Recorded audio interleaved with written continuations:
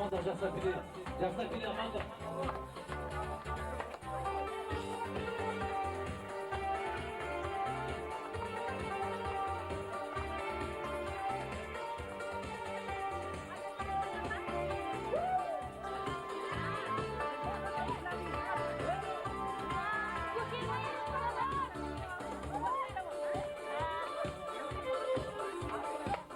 Gülistir aradım, hiç mi bekler, hiç mi bulamaz? Gülistir kanım, hiç mi bilmez, hiç mi süramaz? Bir yazsam akıyım kıyım, o elini hiç duramaz. Yalvarsam da geldi, o elini hiç bilemez. Onun arabası var, güzel güzel, şoförü var. Güzel güzel, baskıyla gezin, güzel güzel, vay seni görüyor. Onun hiçbir şansı yok. Onun arabası var, güzel güzel, şoförü var. Güzel güzel, baskıyla gezin, güzel güzel, vay seni görüyor. Onun hiçbir şansı yok.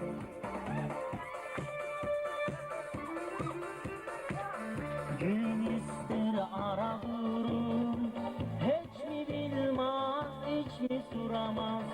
Gün ister kanır, hiç mi bilmez, hiç mi soramaz? Bir yazsam akıya akıya, o yerini hiç bilemez.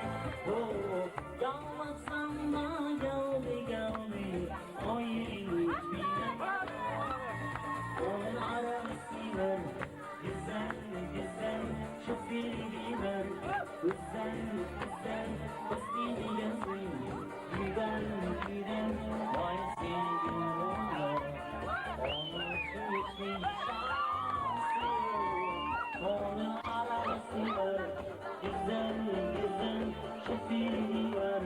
Güzel güzel, baskıyla yazın, güzel güzel, vay seni görüyor.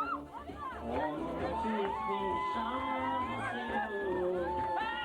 Arabası var, güzel güzel, şoförü var.